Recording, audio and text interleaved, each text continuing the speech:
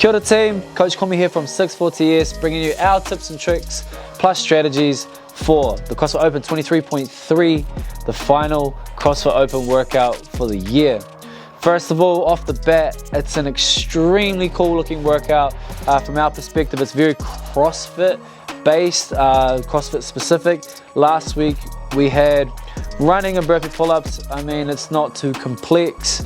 Not that complexity makes a great workout. However, it's a pretty low entry skill level to fitness, and what we'll see this week is an actual CrossFit-esque type workout where you have to be adequate or adept in strict handstand push-ups plus wall walking, which is pretty atypical to CrossFit only.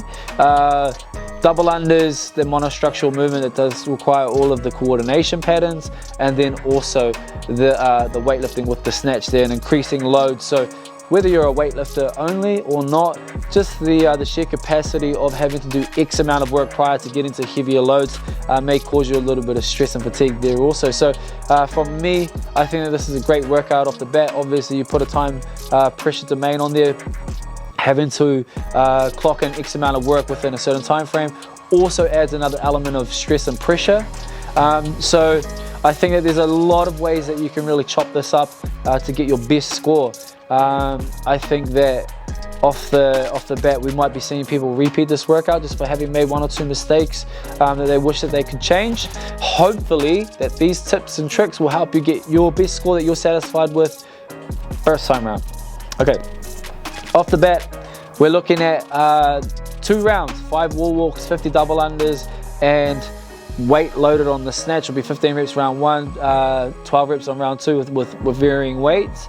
You're looking at doing that in 6 minutes. You get that, you get checkpoint, beep, buzzer, you go through, and then you get another 3-minute extension in which you'll do 20 strict handstand push-ups, 50 double unders, 9 snatches, weight 3, and then you'll get your 3-minute checkpoint extension once more for that same workload, but finishing with 6 snatches as opposed to the 9 snatches. Now, because the time frame is 6 minutes at the beginning, if you have double unders in your tool belt, if you have an adequate amount of snatch, so let's say the second barbell is still less than 70 or 80, maybe 75% of your 1 rep max, the idea here is that you're probably likely to get through that 6-minute cap. So don't do anything out of the ordinary, or don't be relentless at the beginning or feel like you're under so much pressure, because you could easily finish that first section in say 4 minutes 30 to 5 minutes by pushing fast and then not making a strict handstand push-up. So don't put yourself in a position where you're really putting detriment into the next stage. So give it enough energy to make you still be able to continuously move throughout the workout. And that brings in our first like heavy tip to consider throughout the whole workout is, rather than like what pacing should I go, what threshold should I hold, what should my heart rate be at, this workout specifically, I think that you should be looking at something like a rep and reserve. So the RIR scaling system, where we think, hey, if I do 1 snatch, I can do another one, so it's good for me to go again. That's my break period transition. When I do a strict handstand push-up, especially when you get, this is probably more applicable when you're getting to the strict handstand push-ups, not getting to absolute fatigue and failure. But if I can do say a set of 3 and I know that I can do the 4th one but maybe not the 5th, it's time to come down, shake it out, get myself ready and go back up. So rep and reserve is going to be the first format of thinking about how to navigate through your workout in terms of pacing. Be prepared to have a plan B if things go south a little bit, or if they veer off the track of what your initial plan was. Do have a plan B, and then plan B is probably just going to be less is more. You're going to have to wait a little bit longer and then take a little bit more to recover and control yourself and then go again.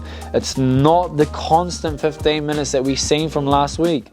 A lot of people here are going to be limited by their ability to perform a high skill movement or the weight loaded on the barbell, and not and also muscle fatigue and failure, and not so much capacity or cardio. Okay, so there's a different bit of a chop up here.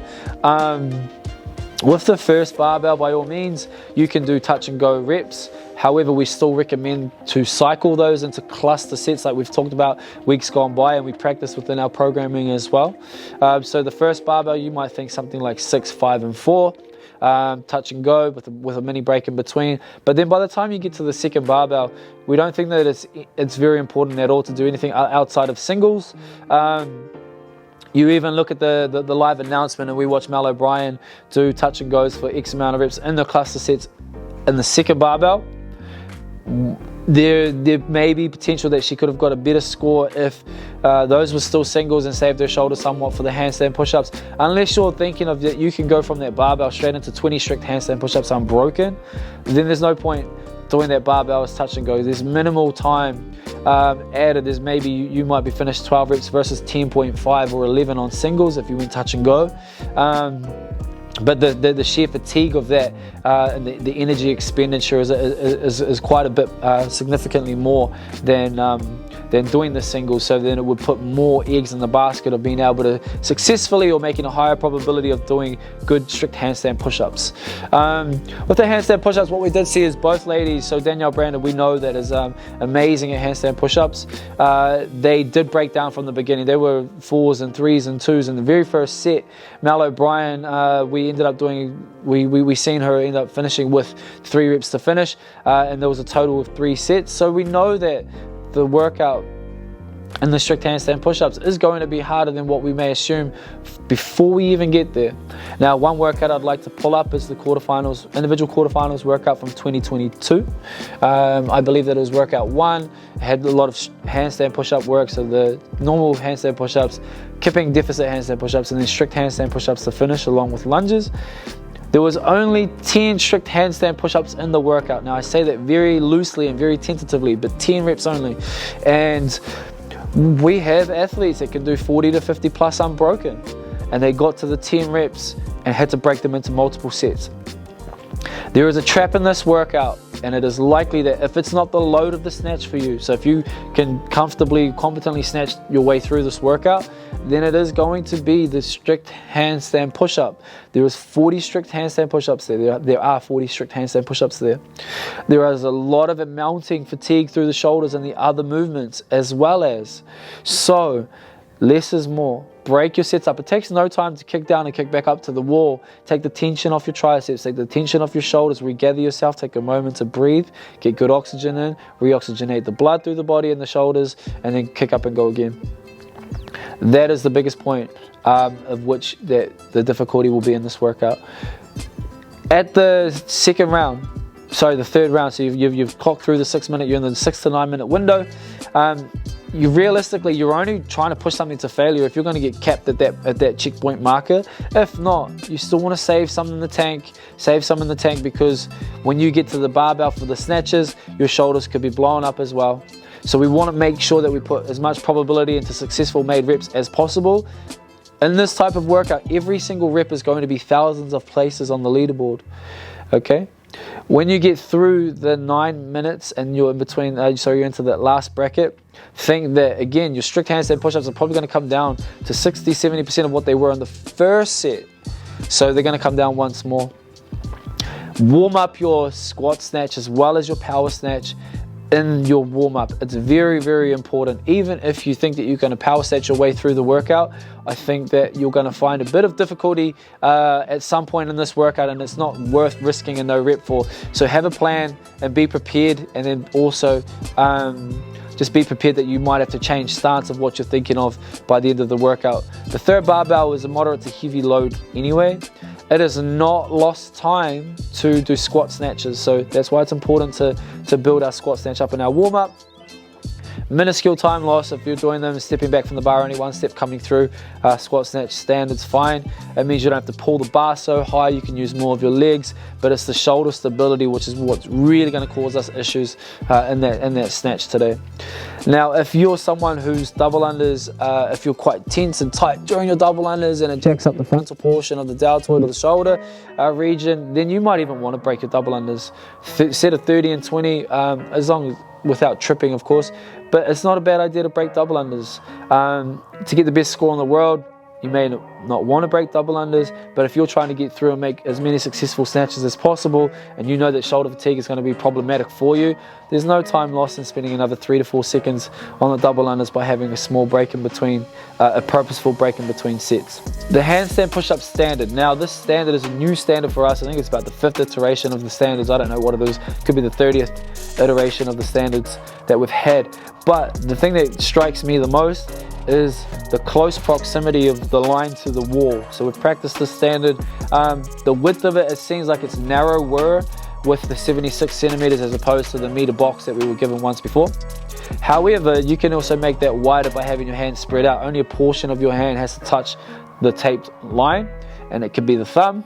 So then you could essentially be at, say, 1.20 m or 1.30 m, depending on your hand size. So I think that the width is irrelevant at this point, but the narrow proximity to the wall is probably the most challenging version of this handstand push-up for the standard that we've been given for this workout. Now, if you're tall timber, if you're a male athlete that's 6'2+, you may have some trouble with the standard of feeling so close to the wall. Imagine a ladder that is too close to the wall and you put some weight up on it and you feel like you want to tip off. The moment that you start to descend, you might feel like you want to come off of the wall. So I think that there's a lot of importance here that you practice the standard of handstand push-up diligently before you get started, okay? Make sure to have or eliminate or mitigate as many no reps as possible in this workout with not only the handstand push-up but especially the wall walk. The most common theme for the wall walk as a no rep that we will see is the hands moving before the feet are on the wall, and then also the feet touching the ground before the hands are back at the original placement.